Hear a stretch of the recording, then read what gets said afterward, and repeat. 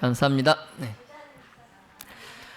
네. 어제 우리가 재림 피로증에 대해서 살펴보았어요. 재림 피로증. 이 재림 피로증이란 예수님의 재림을 오래 기다리는 동안 그 소망이 희미해지고 또 신앙의 긴장이 풀려서 일상에 묻혀버리는 영적 상태를 말한다라고 말씀드렸습니다. 그리고 이제 이 피로를 이겨내려면 약속의 말씀에 뿌리를 내리고 또 믿음의 눈을 들어서 소망을 바라보고 또 성령의 새 힘을 공급받아야 한다. 이렇게 우리가 함께 나누었습니다. 자, 그렇다면 우리는 왜 예수님의 재림을 기다리면서 영적으로 지치고 무뎌질까요? 여러분, 왜 우리가 예수님의 재림을 기다리는데 영적으로 지치고 피로감을 느끼고 무뎌질까요? 자, 그 이유는 이 재림을 메시아의 이 예수 그리스도의 재림, 이것을 그냥 미래에 일어날 사건으로만 여기고 오늘의 이 삶과는 별개로 생각하기 때문에 그렇습니다. 그러니까 예수님의 재림은 그냥 어느 미래에 일어날 사건이에요. 그러면서 나의 이 삶과는 그냥 별개로 생각하기 때문에 우리가 피로감을 느끼고 영적으로 무뎌지는 거예요. 그러나 여러분, 성경이 가르치는 재림신앙, 성경이 가르치는 재림신앙, 이것은 단지 그냥 훗날 하늘에서만 하나님의 나라를 누리는 것이 아닙니다. 그냥 어느 날 예수님께서 재림하실 때 하늘에 가서 누리는 그 하나님의 나라를 말하는 것이 아니에요. 성경이 가르치는 재림신앙은 지금 이 자리에서 그 하나님의 나라를 미리 경험하며 살아가는 것입니다. 예수님께서도 누가복음 17장 21절에 하나님의 나라는 너희 안에 있다라고 말씀하셨어요. 하나님의 나라가 어디에 있다고요? 하늘에 있다고요? 아니면 어디에 있다고요? 우리 안에 있다라고 말씀하셨어요. 하나님의 통치와 임재, 이것이 그냥 먼 훗날에 미래에 있을 사건이 아니라 지금 우리의 이 삶 속에서 이미 시작될 수 있다는 말씀이에요. 이런 의미에서 오늘은 재림 성도의 현재의 삶의 방식, 다시 말씀드려서 이 땅에서 먼저 하나님의 나라를 살아내는 길을 우리가 함께 살펴보겠습니다. 사실 2000년 전에 예수님 당시에 그 사람들도 우리와 비슷했어요. 그래서 침례 요한이 하나님의 나라가 가까웠다 이렇게 외쳤는데 이 외침이 있은 지 3년이 지나도록 눈에 보이는 변화가 없는 겁니다. 침례 요한이 하나님의 나라가 가까웠다, 천국이 가까웠다 이렇게 외쳤지만 3년이 지나도 아무런 변화가 없는 겁니다. 그래서 많은 사람들이 실망했어요. 많은 사람들이 실망했어요. 정말 하나님의 나라가 가까운 줄 알았는데 아무 변화가 없으니까 많은 사람들이 실망했어요. 자, 이것은 이제 1844년 10월 22일 그 미국에서 윌리엄 밀러와 그 재림 대망 운동 지지자들, 밀러주의자들이죠. 밀러주의자들이 예수님의 재림을 기다렸지만 이루어지지 않았어요. 예수님이 오시지 않았어요. 그래서 대실망을 겪었던 상황과도 비슷합니다. 침례 요한 때 그의 외침을 듣고 천국을 기다렸던 사람들의 그 실망이 이 1844년의 대실망과 상황이 비슷해요. 사람들이 실망했어요. 근데 이제 그 당시에 유대인들은 하나님의 나라를 눈에 보이는 정치적 권력과 또 세속적 영광으로만 기대했어요. 예수님 당시에 그 유대인들은 하나님의 나라를 어떻게 이해했어요? 눈에 보이는 정치적 권력, 세속적 영광으로 이해했어요. 그런데 예수님은 이렇게 말씀하셨어요. 예수님은 누가복음 17장 20절과 21절에 하나님의 나라는 볼 수 있게 임하는 것이 아니요. 자, 노란 글씨 같이 읽어볼까요? 시작. 하나님의 나라는 너희 안에 있느니라. 아멘. 하나님의 나라는 눈으로 볼 수 있게 임하는 것이 아니라 말씀하셨어요.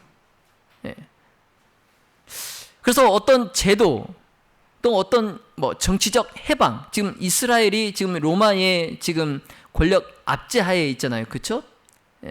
그래서 거기에서 해방되는 거. 근데 그런 것이 아니라는 거죠. 하나님의 나라는 성령으로 변화된 마음 속에서 시작되는 영적 실제라는 선언입니다. 자, 그런데 예수님의 제자들도 처음에는 이 말씀을 이해하지 못했습니다. 누구도요? 예수님의 제자들도 이 말씀을 이해하지 못했어요. 왜냐하면 그 제자들의 마음속에도 도대체 언제 예수님이 로마를 무너뜨리고 다윗의 왕위를 회복하실까? 이런 생각이 그 제자들의 마음속에 자리 잡고 있었어요. 그러니까 제자들도 하나님의 나라를 어떻게 이해했어요? 세속적 영광. 그런데 예수님의 십자가와 또 예수님의 부활 그리고 성령 강림 사건을 이 제자들이 경험한 후에 이 예수님의 말씀을 비로소 깨닫게 됩니다. 그래서 예수님과 그들이 함께했던 그 시간이 바로 하나님의 나라의 시작이었구나. 이걸 그 제자들이 깨달아요. 성령의 강림 후에. 그래서 오늘 우리는 하나님의 나라를 보라. 이 제목으로 이 땅에서 어떻게 하나님의 나라를 살아내고 또 예수님의 재림을 준비할 수 있는지 함께 살펴보도록 하겠습니다. 자, 오늘 본문의 말씀인 누가복음 17장 20절, 21절의 말씀을 함께 보겠습니다. 누가복음 17장 20절로 21절입니다. 바리새인들이 하나님의 나라가 어느 때에 임하나이까 묻거늘 예수께서 대답하여 가라사대 하나님의 나라는 볼 수 있게 임하는 것이 아니요 또 여기 있다 저기 있다고도 못하리니 하나님의 나라는 너희 안에 있느니라. 아멘. 여러분, 오늘날 많은 사람들은 하나님의 나라를 죽어서 가는 곳 또는 재림 때에만 들어가는 곳 이렇게 이해하고 있어요. 그러니까 하늘나라는 어떻게 해야만 갈 수 있어요? 뭐 해야만? 네, 죽어야만. 내가 죽어야만 갈 수 있는 곳이에요. 이게 맞는 말이에요. 내가 죽어야만 가는 곳이 하늘나라예요. 내가 어떻게? 내 자아가 내 자아가 죽어야만 갈 수 있는 곳이 하늘나라예요. 근데 내 자아를 죽이지 않으면 절대 갈 수 없는 곳이 하늘나라입니다. 근데 일반 이제 사람들이 이해하는 것처럼 사람이 죽어야 가는 곳이고 또 예수님이 재림하셔야만 갈 수 있는 곳이 하늘나라 이렇게 생각을 하는데 물론 이제 최종적으로 완성될 하나님의 나라는 예수님의 재림 후에 이루어지는 것이 사실이에요. 최종적으로 완성되는 하나님의 나라는 예수님의 재림 후에 있는 것이 사실입니다. 자, 그러나 예수님은 지상에 계셨을 때에, 이 땅에 계셨을 때에 이미 하나님 나라를 현재형으로 선포하셨어요. 현재형으로. 미래형이 아니라 현재형으로 선포하셨어요. 그래서 마태복음 4장 17절에 예수님께서 뭐라고 하십니까? 회개하라, 천국이 가까이 왔느니라. 자, 여기에서 가까이 왔다, 가까이 왔다, 이 말은 단순히 시간적으로 곧 올 것이다 라는 의미만은 아니에요. 이 가까이 왔다, 이것은 이미 임하기 시작했다라는 뜻을 포함합니다. 뭐라고요? 이미 임하기 시작했다. 올 것이다가 또 뜻도 있지만 이미 임하기 시작했다 이란 뜻도 있어요. 자, 그래서 하나님의 나라는 단순히 어떤 장소가 아니라 하나님의 뜻에 순종하고 또 그분의 말씀을 내 삶의 기준으로 삼는 순간, 그 순간, 그곳이 하나님의 나라가 시작되는 거예요. 그래서 예를 들어서 내가 매일 말씀을 읽고 기도하고 또 자녀들과 신앙을 나누는 그러한 가정, 그러한 가정은 이미 하나님 나라의 영역입니다.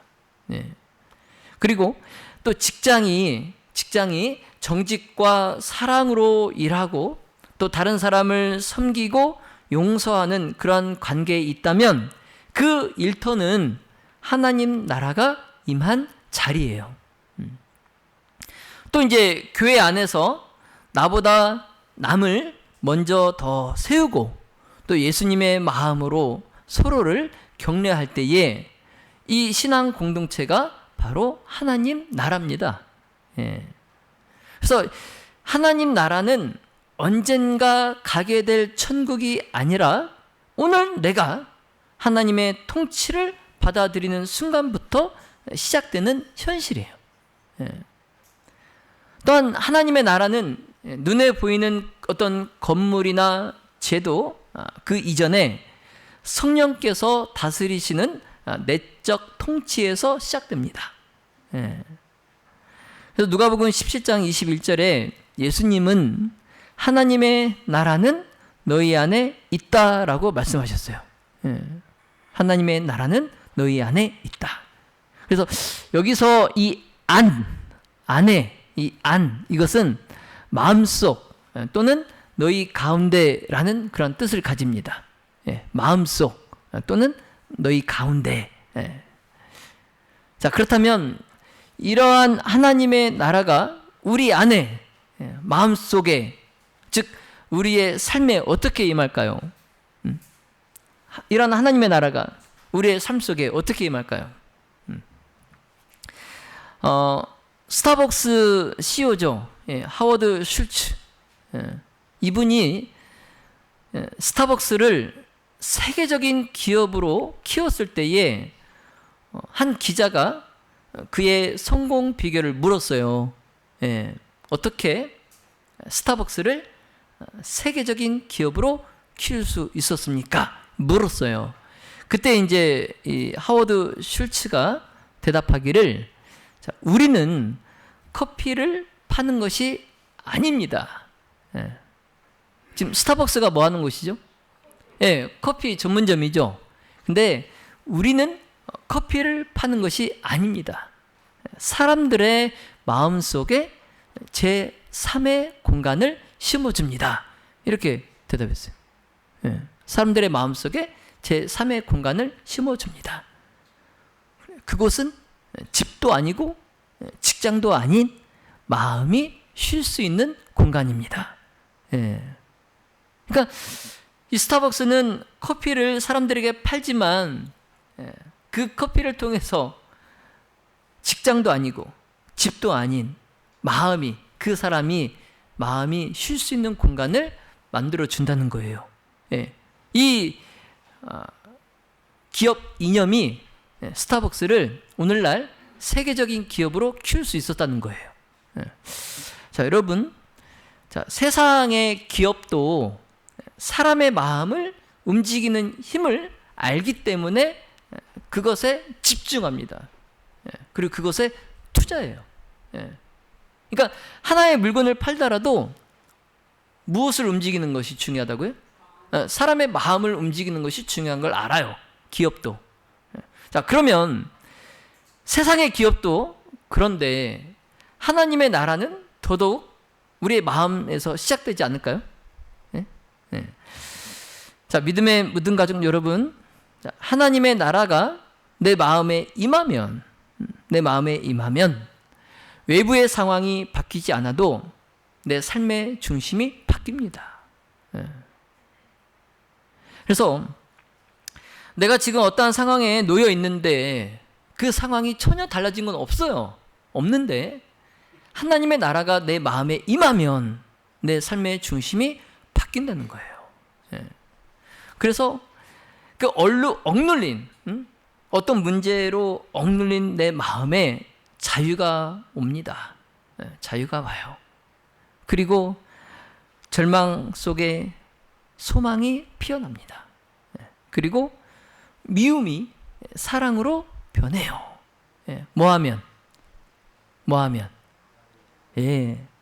지금 이 억눌린 마음과 절망과 미움이 이게 지금 상황이 바뀌지 않았어요.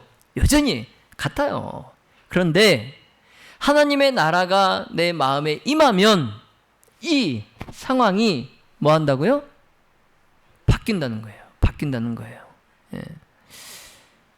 그리고 이 변화는 가정과 교회와 또 사회로까지 흘러가는. 그래서 내 주변까지 변화시킵니다. 내 주변까지 변화시켜요.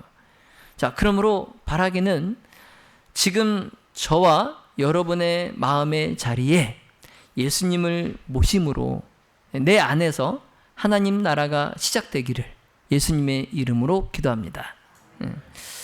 자, 이처럼 하나님의 나라는 위치가 아니에요. 공간이 아니에요. 어떤 건물이 아니에요.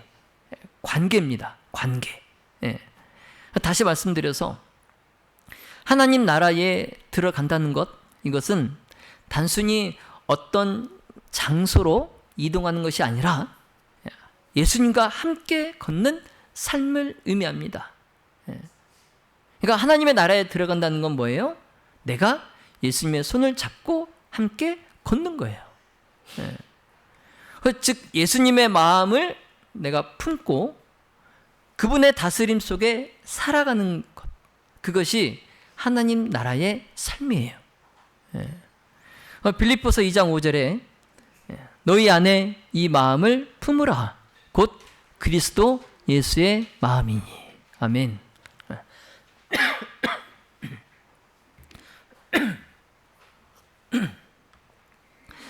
여러분, 우리가 품어야 할 예수님의 마음, 이 마음은 어떤 마음입니까? 지금 너희 안에 예수 그리스도의 마음을 품으라 그랬는데 이 마음은 어떤 마음이에요? 겸손, 그리고 사랑, 그리고 하나님 아버지의 뜻에 온전히 순종하는 마음이에요. 예수님의 마음이요. 예수님께서 이 땅에 계셨을 때 예수님께서 품으셨던 마음이에요. 그 예수 그리스도의 이 마음을 우리가 품으라는 거예요. 그래서 하나님의 나라를 내가 지금 경험하는 길, 그 길은 바로 이 마음을 우리 관계 속에서 실천하는 거예요. 먼저 이제 겸손의 관계를 통해서 직장에서 또 가정에서 그리고 교회에서 내가 먼저 낮아질 때 하나님의 통치가 나타납니다. 비록 내가 먼저 그 사람보다 낮아지면 내 자존심이 꺾이겠죠. 그러나 내 자존심이 꺾이는 것 같아도 내가 그 사람보다 먼저 낮아질 때 그 순간 하나님 나라의 질서가 세워져요. 이제 두 번째, 사랑의 관계를 통해서 나를 불편하게 하는 사람을 위해 기도해요. 나를 불편하게 하는 사람을 위해서 내가 축복할 때, 그때 하나님 나라가, 그 평화가 나에게 임합니다. 그래서 나를 불편하게 하고 나를 힘들게 하는 사람을 위해서 기도하는 것 쉽지 않죠. 쉽지 않지만 그 미움의 장벽이 무너질 때, 그때 하나님의 다스림이 그 자리에서 시작됩니다. 그리고 이제 순종의 관계를 통해서 내 계획보다 하나님의 말씀을 내가 우선할 때, 그때 하나님 나라를 맛볼 수 있어요. 내가 뭐 이해되지 않아도 하나님의 뜻대로 하옵소서, 이런 고백하는 순간 그것은 하나님 통치 아래에 들어가는 거예요.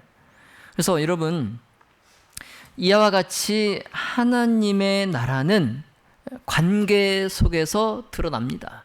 관계 속에서. 그래서 예수님께서 하나님의 나라는 너희 안에 있다 말씀하신 것처럼, 하나님 나라는 혼자만의 그런 은밀한 그런 영역에 머물지 않아요. 이 공동체 안에서 사랑과 정의로 드러납니다. 그래서 예수님께서 제자들에게 세족 예식을 행하시면서 너희도 서로 발을 씻기라 명령하셨어요.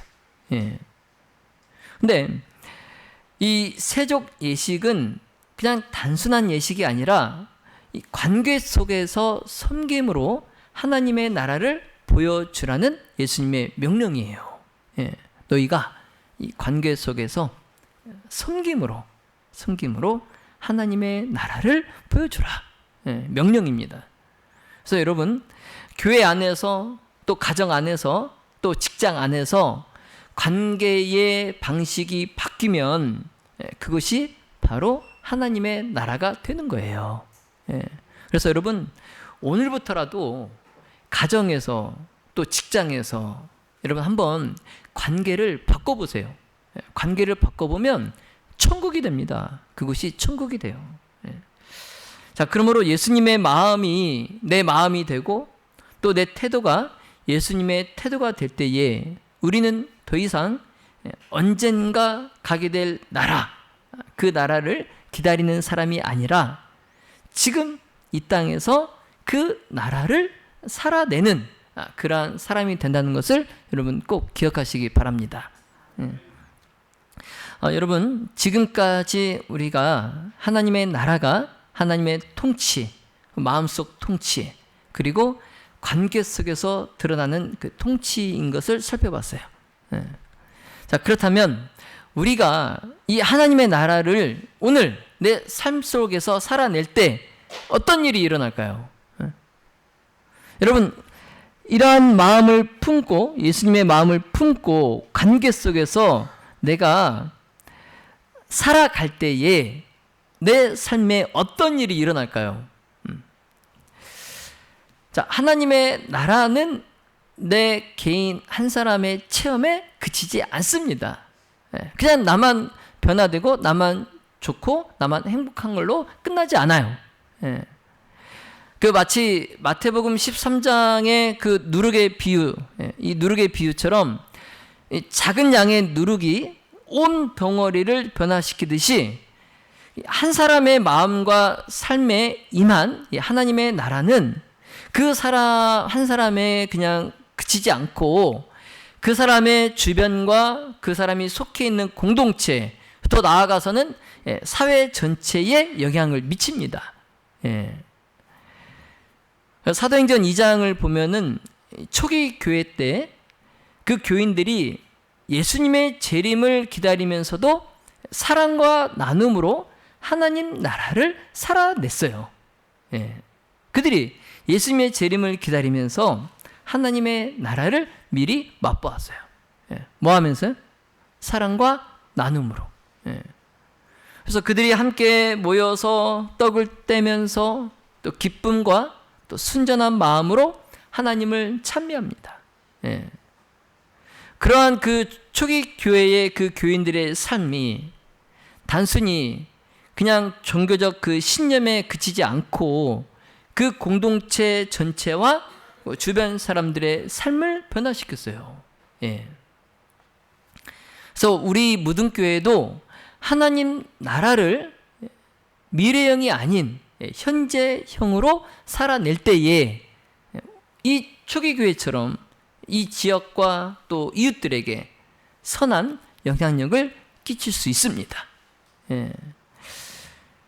자, 그래서 우리 무등교회가 이 어린이 사역을 통해서 오늘 아침에도 안식학교 시간에 우리 정말 꽃과 같은 참 예쁜 우리 어린이들이 나와서 순서를 썼는데, 우리 교회가 어린이 사역을 통해서 자라나는 세대를 하나님 나라의 백성으로 세우는 사역, 이 사역을 펼칠 때에 이 어린이들이 말씀과 또 사랑 안에서 자라나게 되고, 그러면서 그들의 가정 그리고 이 교회, 무등교회가 변화될 줄로 믿습니다. 그리고 이제 우리 무등교회가 이웃 섬김의 작은 친절, 그리고 또 경청, 도움의 손길, 이러한 것들이 우리 이웃에게 하나님의 나라를 보여주는 통로가 돼요. 그래서 한 사람의 섬김이 이웃에게 희망과 평화를 전한다는 것을 여러분 꼭 기억하시기 바랍니다. 자, 그리고 이제 우리 무등교회가 또 직장에서 내가 속해 있는 직장에서 정직과 성실로 임할 때에 그때 하나님의 나라의 가치가 그 일터에 드러납니다. 그래서 공직과 정직을 지키는 그 직원으로서 이 한 사람이 동료와 또 그 조직 전체에 선한 영향력을 미쳐요. 그래서 하나님의 나라가 내 한 사람에 그치지 않고 점점점 확장되어 가는 거예요. 자, 믿음의 모든 가족 여러분, 하나님 나라를 누리는 삶, 이것은 나만을 위한 것이 아니라 이 세상을 변화시키는 힘이 됩니다. 그래서 그러므로 우리가 먼저 마음의 중심에 예수님을 모시고 그분의 마음을 품고 살아감으로 우리 가정과 또 교회와 직장, 그리고 이 지역사회에 하나님의 나라의 빛과 영향력이 퍼져나가서, 그래서 이 세상이 변화되기를 예수님의 이름으로 기도합니다. 자, 이제 말씀을 정리하겠습니다. 어제 우리는 그 재림 피로증에 대해서 말씀을 나눴어요. 많은 재림 교인들이 오랫동안 재림을 기다리다가 소망이 흐릿해지고 또 신앙의 긴장이 풀리고 그냥 일상에 묻혀버리는 그러한 상태로 재림의 소망을 내 마음속 깊이 느끼지 못한 채 영적 열정을 잃어버리고 살아가요. 자, 하지만 오늘 우리가 기억해야 할 것은 하나님의 나라는 미래의 그러한 약속이 아니라는 거예요. 어떤 미래에 일어날 그러한 사건이 아니라는 겁니다. 오늘 우리의 삶 속에서도 하나님의 나라가 시작된다는 사실이에요. 그래서 그 나라, 하나님의 나라는 예수님의 마음을 내 마음에 모시고 하나님의 통치를 내 삶 속에서 인정할 때에 하나님의 나라가 시작됩니다. 자, 그리할 때에 우리가 재림을 기다리면서 느끼는 그 피로감, 그리고 우리의 지친 삶이 지금 여기서 하나님의 나라를 살아내는 그러한 삶으로 변화될 수 있어요. 자, 그리고 그 나라는 우리의 가정에서 또 교회에서 또 직장과 이웃에서 사랑과 섬김, 그리고 겸손과 순종을 통해서 현실로 나타납니다.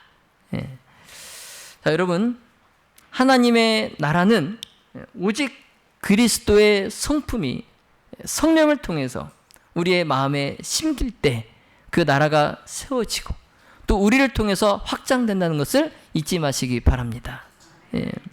그래서 우리 한 사람 한 사람이 정말 하나님을 나의 삶의 통치자로 인정하고 예수 그리스도를 내 마음에 모시고 살아갈 때에 내가 먼저 하나님 나라를 경험하고 미리 맛보고 그러면서 내 주변의 사람들이 또 이웃이 또 변화되어 가는 것을 우리가 체험하며 그것을 경험하게 되기를 간절히 바랍니다.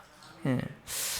자, 여러분, 우리가 예수님의 재림을 기다리면서 이 피로감으로 우리의 마음이 지쳐 있다면 오늘 작은 결단을 하시기 바랍니다.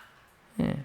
내 마음의 중심에 예수님을 모시고 또 예수님의 마음으로 생각하고 또 예수님의 뜻대로 행동하는 삶을 살아가겠다는 이 작은 결단을 오늘 이 시간에 하시기를 바랍니다.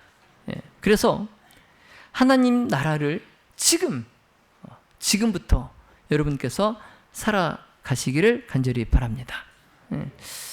자, 그렇게 하나님 나라의 빛이 우리의 삶 속에서 반짝일 때 우리의 가정이 변화되고 또 교회가 살아나고 또 우리의 작은 그 손길 하나하나가 세상 속에 하나님의 나라를 증거하게 될 것입니다. 자, 그때 우리의 기다림, 그 재림을 기다리는 그 피로가 더 이상 지루하거나 더 이상 우리를 열정을 식게 하는 그러한 재림의 기다림이 아니라 이미 맛본 그 천국의 기쁨으로 가득 찰 것입니다. 자, 믿음의 모든 가족 여러분, 재림의 날은 반드시 옵니다. 여러분 믿습니까? 예, 재림의 날은 반드시 와요.